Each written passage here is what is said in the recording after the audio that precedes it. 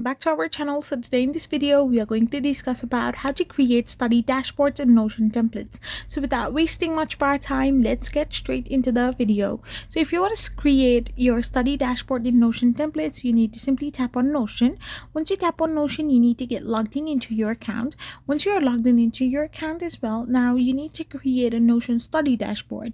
For doing this, you need to simply start with Notion's built-in templates or build from scratch option.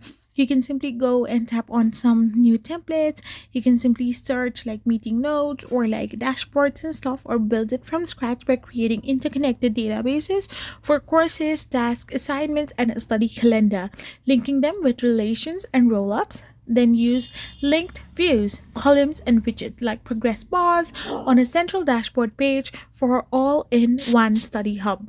So this way you can simply create study dashboard in Notion templates.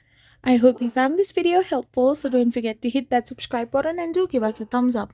We will be back again with more informative videos. Thank you for watching.